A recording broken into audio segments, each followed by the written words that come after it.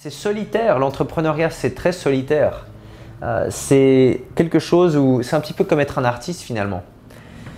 Vous croyez en votre don, votre talent, votre vision, on parlera un petit peu de vision tout à l'heure aussi. Vous croyez en ce que vous voulez faire et il y a beaucoup de monde peut-être autour de vous maintenant dans votre entourage proche qui ne croient pas en ce que vous faites, qui ne croient pas en vos rêves, qui ne croient pas en vos objectifs, qui ne croient pas en votre plan.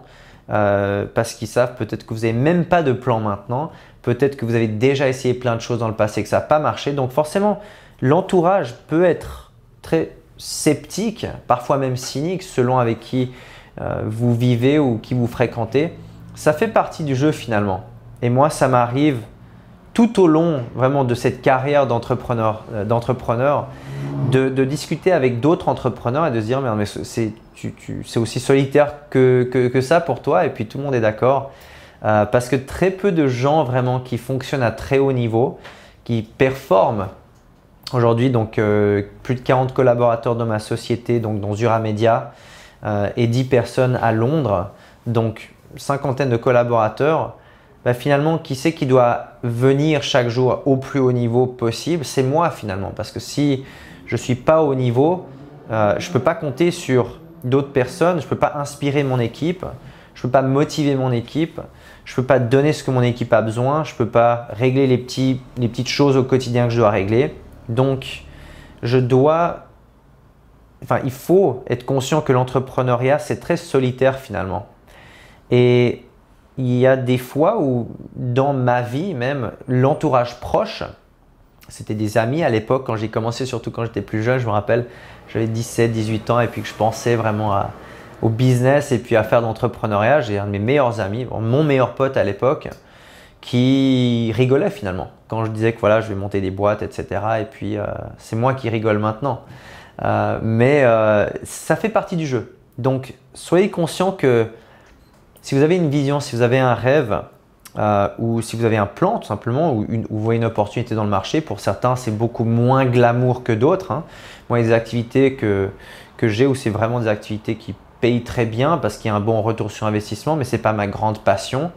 Je vous conseille de trouver quelque chose que vous aimez faire parce que c'est ça qui vous poussera et vous fera bosser bien pendant les périodes qui sont un peu plus difficiles. Mais soyez conscient que ça va être solitaire. C'est une période qui est solitaire. Être entrepreneur, c'est solitaire. Et généralement, les personnes qui maîtrisent leur discipline et qui sont bonnes dans leur domaine, c'est des personnes qui savent que c'est solitaire. Et il ne faut pas se leurrer aussi. Être entrepreneur, ça veut dire être concurrent avec d'autres personnes, d'autres entreprises, d'autres entités. Et ça veut dire être en compétition constante, en concurrence constante. Et c'est quelque chose où moi j'ai l'habitude de vivre comme ça parce que je vis comme ça depuis que je suis ado, vraiment dans le monde du sport. Depuis même que je suis en étant enfant, où j'étais déjà en tournoi de tennis à droite et à gauche. Donc la concurrence, j'ai besoin de concurrence pour bien fonctionner. J'ai besoin de compétition pour bien me sentir. S'il n'y a personne d'autre ou si j'ai rien à faire ce jour-là, je m'endors. Le pire jour de la semaine pour moi, c'est le dimanche par exemple. Parce qu'il n'y a rien qui se passe. Parce que tout est fermé généralement. Et même si oui, je me repose, etc., j'aime pas les dimanches parce qu'il n'y a pas d'action. Moi, je prends du plaisir quand ça bouge. Je prends du plaisir quand j'ai 10 000 choses à faire. Et soyez conscient qu'il y a des personnes dans votre entourage qui veulent peut-être pas que vous réussissiez. Ça fait partie du jeu. Vous devez être OK avec ça et être conscient que être entrepreneur, ça veut dire être OK avec le fait que c'est solitaire. Vous allez rencontrer des super personnes dans votre aventure, mais finalement, en fin de compte, c'est vous et vous-même avec les responsabilités que vous avez, vos objectifs, vos rêves et les personnes que vous voulez aider finalement.